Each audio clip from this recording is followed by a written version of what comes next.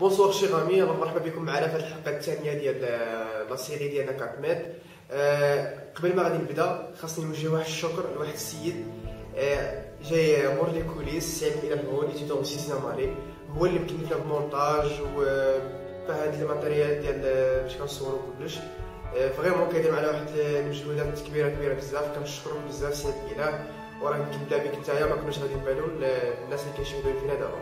الوغ كنشكر في نفس الوقت السي محمد النميري والسي محمد الازرق pour leur motivation. On va les inviter Inch'Allah à Bahar pour notre deuxième 4 minutes.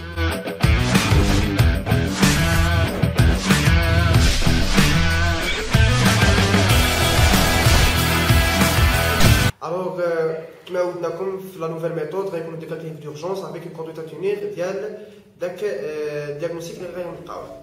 Alors, كنتي دو كارفيز d'urgence وجاتك une femme âgée de 22 ans pour une hémorragie génitale.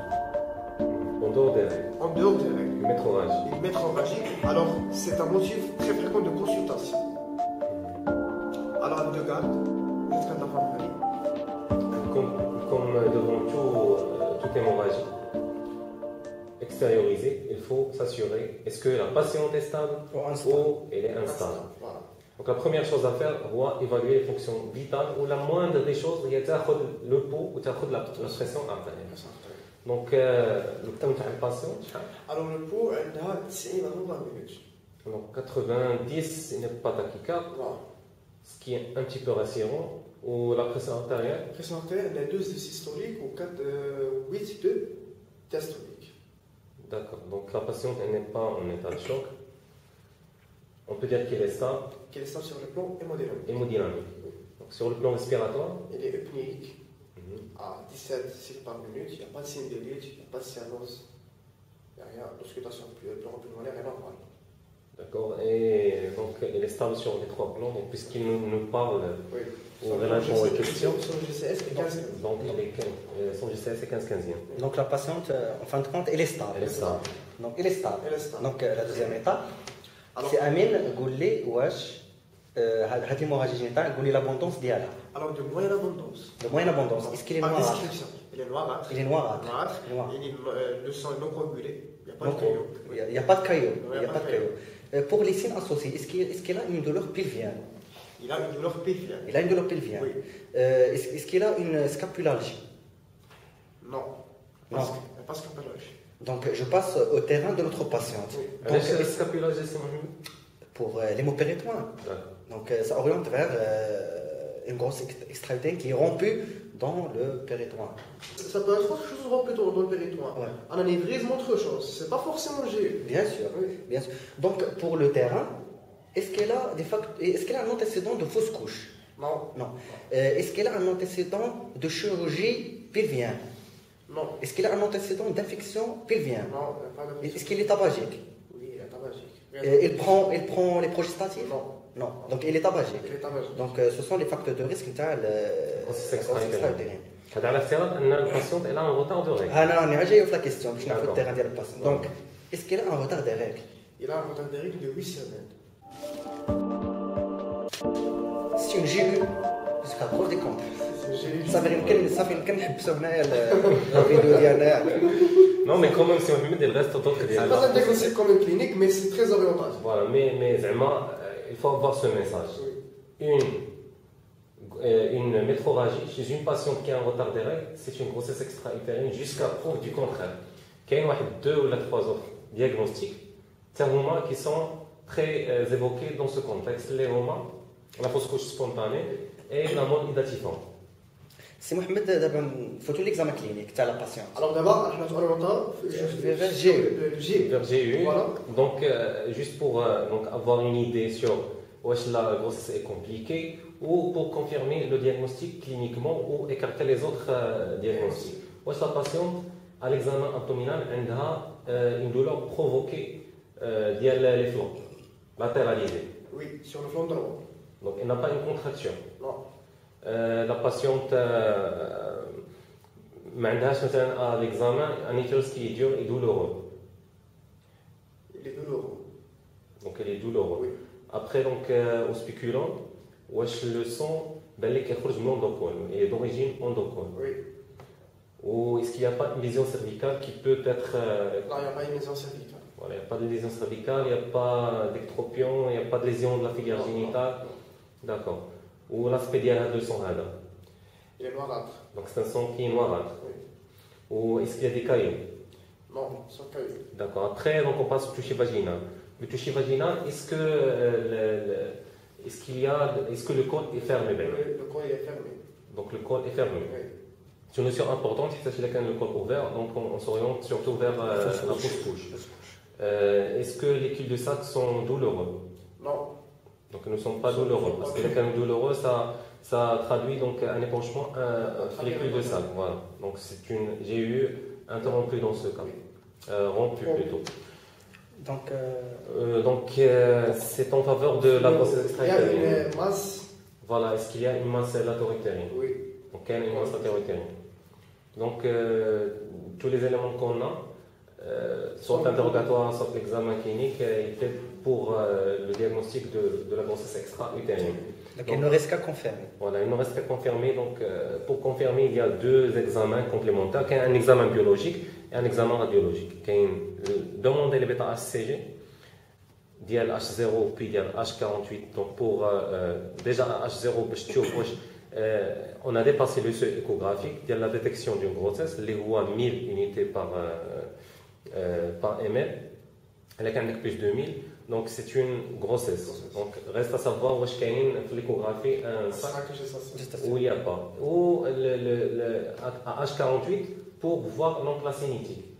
Juste il faut savoir que donc, la sénétique il double la grossesse intra-utérine normalement évoluée ou il double la grossesse extra-utérine. Donc, on dirait l'échographie, on dirait la bêta-HCG. La bêta-HCG à 1,0 c'est 2500 unités par ml. L'échographie, on a absence de sucre gestationnel avec une masse latéralisée droite. Donc, on a visualisé une masse latéralisée droite. On a visualisé une masse latéralisée droite avec absence de sucre gestationnel où on a bêta-HCG supérieur à 1000 unités par ml. Donc, on est devant une grossesse extra-utérine. Confirmé. D'accord. Donc, en fin du compte, le cas clinique, les traitements de la science, c'est la grossesse extra-utérine. Il faut toujours avoir en tête, je dis à l'Ikhouaï, je dis qu'une hémorragie du premier trimestre, c'est une grossesse jusqu'à preuve du contraire. Ou les deux examens clés à demander devant, bêta-HCG et échographie endovaginale. Donc, alors, dernière patiente, on a fait la prise en charge hospitalière fluide, qui est stable à instable, patiente qui est instable. On a cherché, au moment de diagnostic, cherché le facteur de risque de GU, il y a des facteurs de risque de GU, le tabac. Cliniquement, le diagnostic s'est orienté vers une GU. Les examens paracliniques demandés pour confirmer une GU, c'est bêta-HCG et échographie des canaux positifs pour le GU. Alors, c'est une GU confirmée. Alors, dans la prise en charge, c'est une prise en charge spécialisée, mais cette patiente, on doit surtout contrôler que cette GU peut être une GU rompue qui peut s'inhumer par un état de choc hémorragique. Alors à part ça, la prise en charge, c'est spécialisé par les gynécologues. Alors maintenant, je vais donner la parole avec mon ami Mohamed pour nous donner une idée sur les étiologies des hémorragies du premier trimestre. Donc, merci Si Amin. Donc, on est la décisionnelle devant les métrorragies du premier trimestre. Donc déjà, il faut avoir 4 diagnostics. La grossesse extra-utérine et la fausse couche, la molle édatiforme et une grossesse intra-utérine évolutive avec un décollement trophoblastique. Donc la première des choses, on a éliminé un état de choc hémorragique. Donc il faut répondre à la question, est-ce qu'il est stable ou là instable? Deuxième des choses, il est instable, d'abord, on va l'interrogatoire ou l'examen clinique à tête reposée. L'interrogatoire, on va chercher là les antécédents de fausse couche, un antécédent de GU et les facteurs de risque de GU, il est déjà fait dans la première saison, ou la date des dernières règles. C'est très important. L'examen clinique, au spéculum, j'insiste sur le spéculum, parce que le signalement, est-ce qu'il est de l'endocole, est-ce qu'il provient de l'endocole ou de la gêne de l'exocole, parce qu'on pourra avoir des cancers du col au moment de la grossesse. Donc il faut éliminer les causes cervico-vaginales.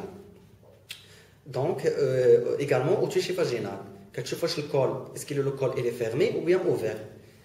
Il a le col fermé, ça oriente vers la grossesse extra-utérienne. Et là, quand le col ouvert, ça oriente vers la fausse couche, ce qu'on appelle avortement en cours. L'avortement en cours. شنو آخر وكتشوف حتى واش عندك un saignement avec caillot. Il a un saignement avec caillot, ça oriente vers la fausse couche. D'abord, en matière d'examen paraclinique, l'examen clé هما les bêta-ACG ou l'échographie. ولكن ما خصناش ننساو واحد l'examen اخر اللي هو le groupage avec système Rhesus et RAI. Pourquoi? Parce que là quand on a la femme Rhesus négative, il faut administrer les immunoglobulines anti-D pour prévenir l'incompatibilité photomaternelle. Ça c'est très important. Là quand on a Rhesus négative, parce que tu as les immunoglobulines anti-D. D'abord, il y a l'échographie d'elle quand on a l'activité cardiaque positive avec un sac gestationnel en intra-utérin. Donc c'est une grossesse intra-utérine évolutive avec des collements trophoplastiques. Et là quand on a activité cardiaque négative avec embryon plus de 5 mm, donc probablement c'est une grossesse arrêtée. Mais c'est pas facile de dire que c'est une grossesse qui est arrêtée. Et là quand on est inférieur à 5 mm, à ce moment-là il faut refaire l'échographie. Et là quand on a l'échographie normale avec bêta-ACG très élevé, on parle de grossesse de localisation indéterminée. Dans le cas là, on évoque les mêmes diagnostics. Grossesse extra-utérine, fausse couche ou grossesse intra-utérine évolutive. D'abord, dans ce cas-là, on va نعاودو bêta-ACG à H48 باش نشوفوا la cinétique نتاع bêta-ACG واش كتطلع واش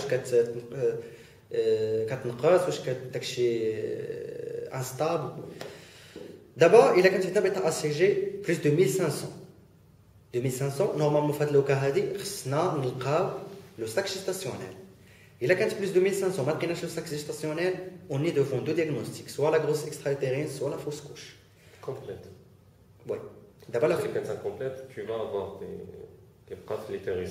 Oui, on va détailler les types de les avortements. D'abord, on a 5 sous-types de les avortements. Il y a une grossesse arrêtée, il y a une menace d'avortement, il y a un avortement en cours, c'est-à-dire qu'on fait le col qui est ouvert, ou il y a l'avortement complet ou incomplet.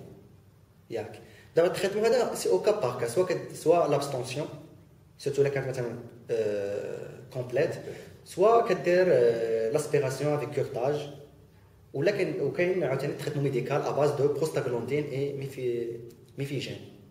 D'accord? D'abord, la mort édatiforme. La mort édatiforme qui trouve ce qu'on appelle les pathologies trophoplastiques gestationnelles bénignes.